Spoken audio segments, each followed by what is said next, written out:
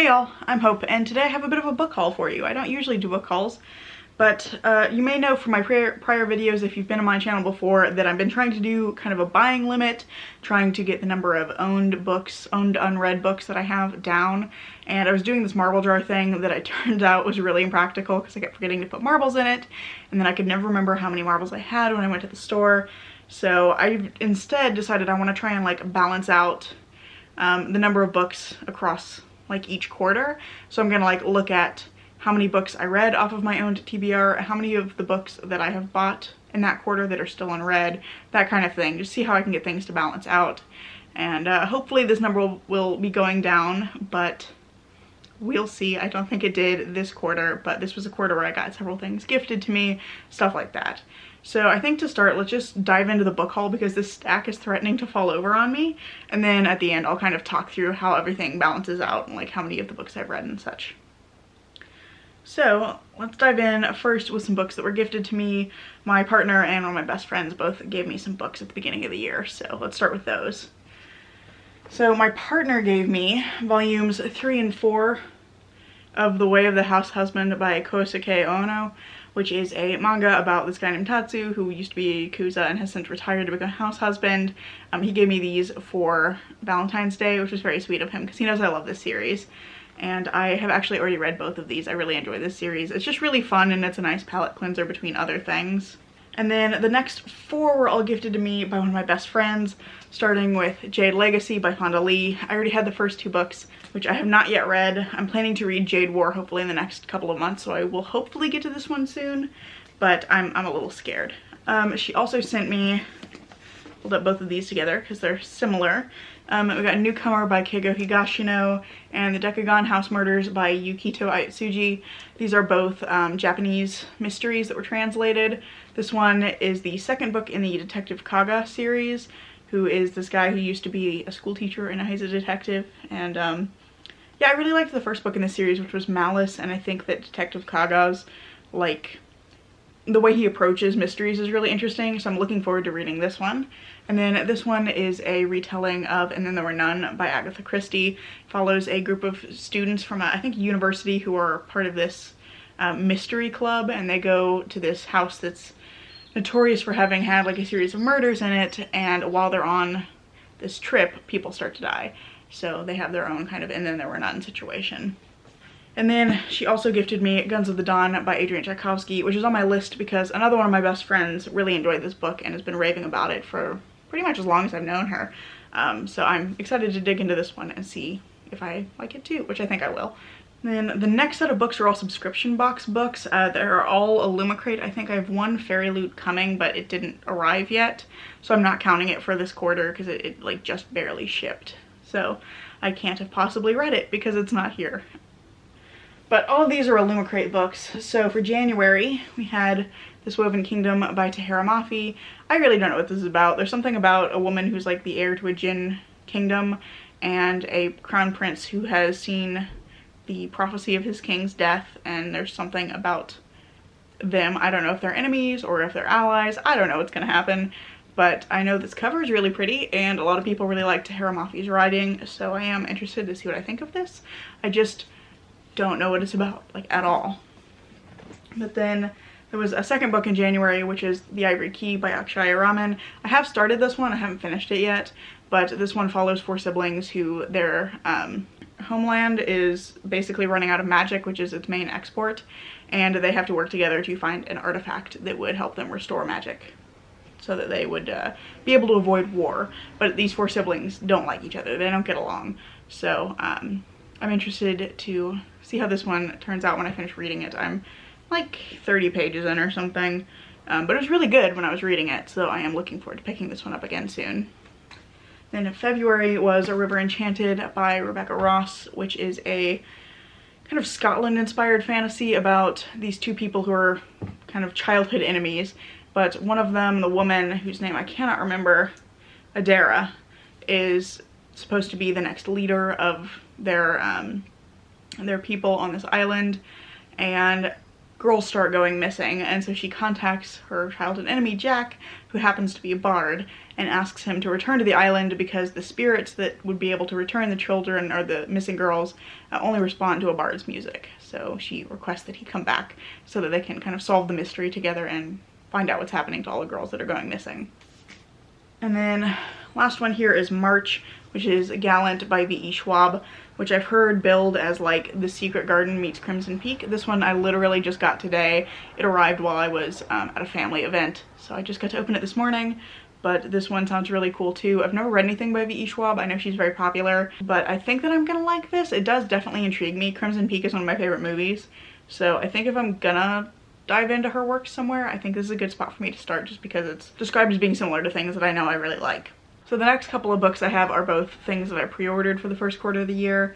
The first one is The Red Palace by June Hur. This was my birthday present to myself. My birthday is in early January, so I bought The Red Palace, and this one is a historical mystery set in Korea during the Joseon period, and it follows, I believe, a palace nurse and a young investigator who are working together to figure out what's happening when a group of women are murdered in the royal palace.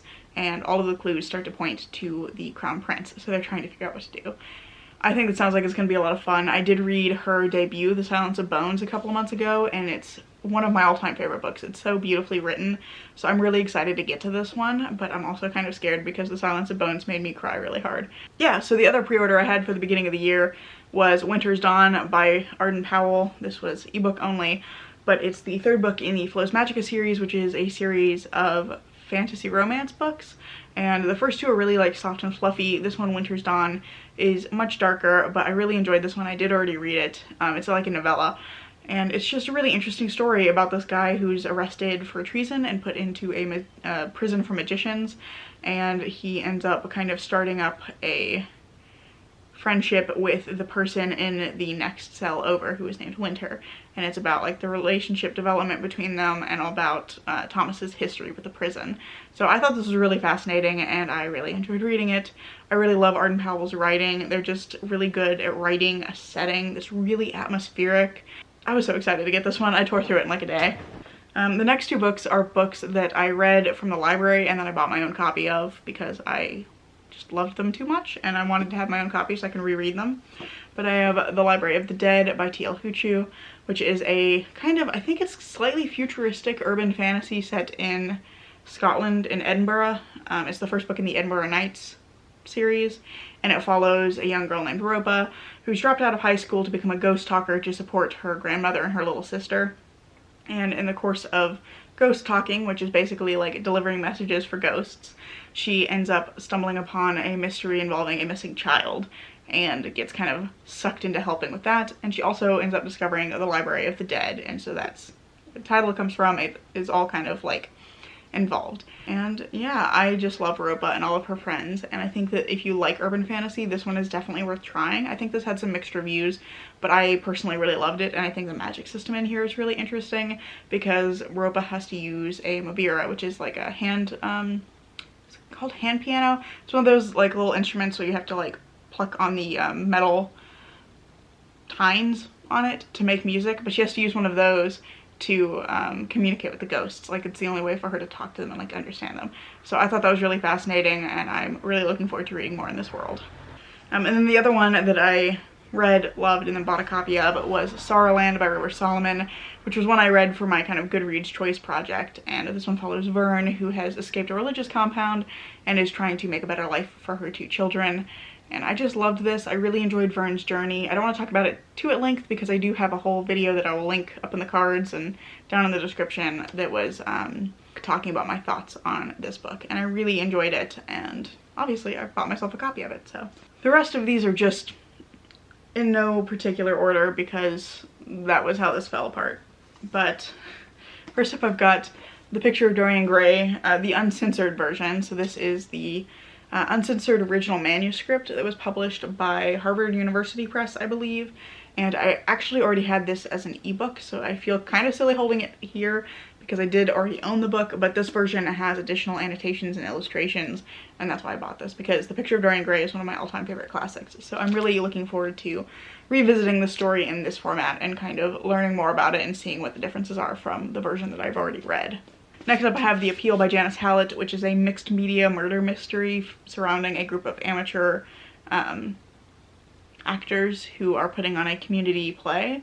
And I don't want to say too much about the mystery, but basically the director and his wife, their granddaughter is diagnosed with a rare cancer, and then some events occur around the fundraising efforts for that. I really enjoyed this one. I did already read it, and it was a very quick read because it's all like emails and mixed media, and you're basically reading the correspondence between the characters around the events and trying to piece together what happened based on what's said and what's left unsaid. So I really enjoyed this, and I thought that Janice Hallett did a really good job of conveying like character relationships solely through correspondence.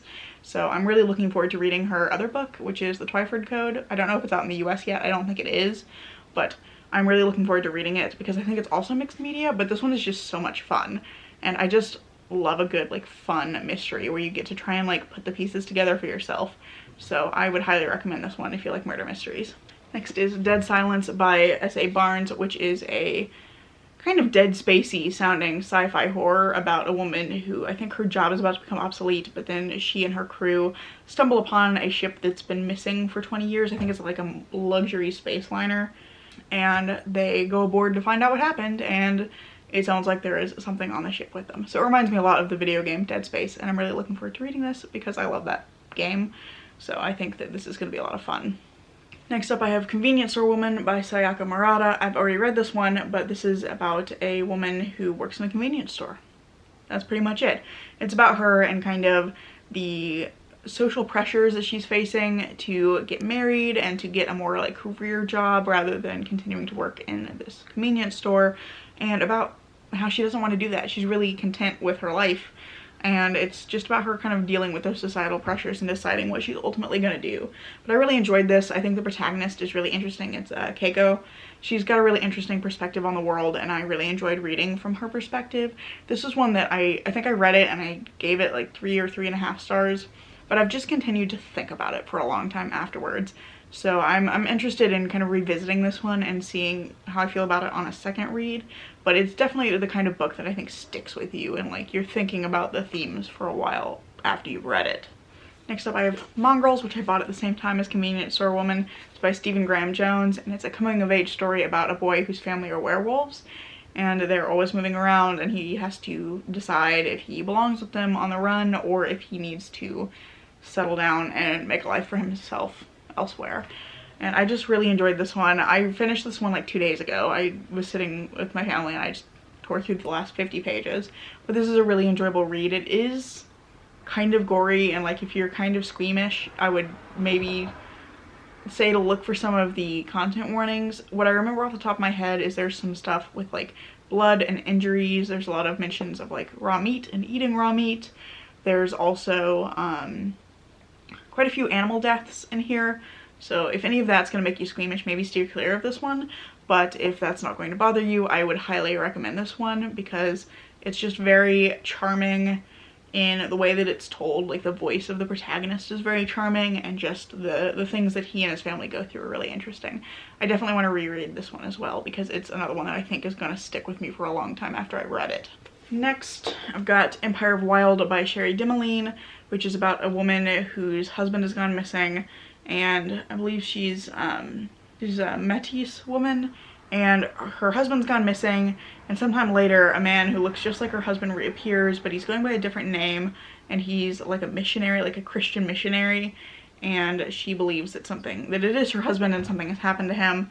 I believe that this is also technically a horror book, and I believe it involves Rougarou. I'm just really interested to get into this one because I've heard a lot of really good reviews of this, and I've heard that Sherry Dimeline's writing is really good. So I'm really curious to see what I think of this one because it's very different from a lot of the other things I've read. Penultimate book, we're almost made it.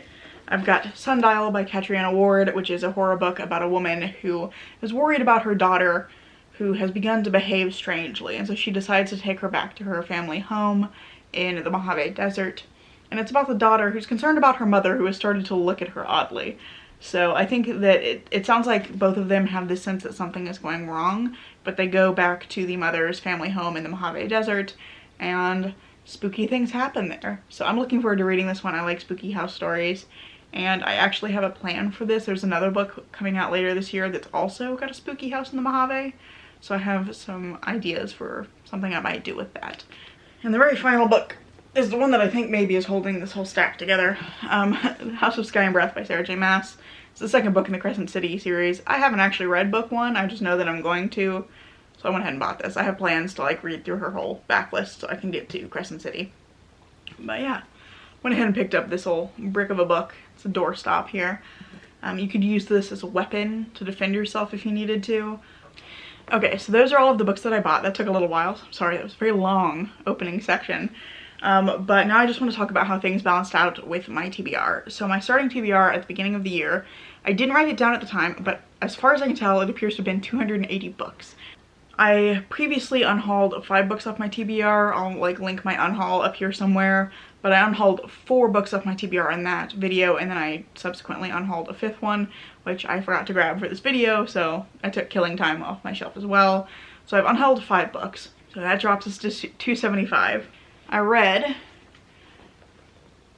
8 of the books that I've acquired so far this year, so these 7 plus Winter's Dawn. So these don't affect the TBR at all. They came into the house and then were immediately read, so they're not affecting anything. I have also read 8 of my previously owned TBR across this. I've been reading a lot of library books, so this number was a little lower than I had hoped. But I've read 8 of the books that I already owned off my TBR. So if we had 275, that drops us down to 267. I have 14 books that I have not read yet, that I bought. And I believe, there went the stack. So I think, counting those 14 books, I should be at 281. So I'm 1 book higher than I was at the beginning of the year, but that's nowhere near as bad as I thought it was going to be. So final TBR for quarter 1, 281 books. I'm not mad about that because it went up a little bit, but it really could have been worse than it was. I could have read a lot fewer books. I'm gonna have to clean up the pile of books that's now sitting on my floor. So yeah, thank you so much for watching this video. I hope you've enjoyed it. If you like this video, I hope you'll consider giving it a like and maybe even subscribing to see what comes next. I'm currently posting every Saturday, so there's more content coming soon, and I hope to see you in the next one. Bye.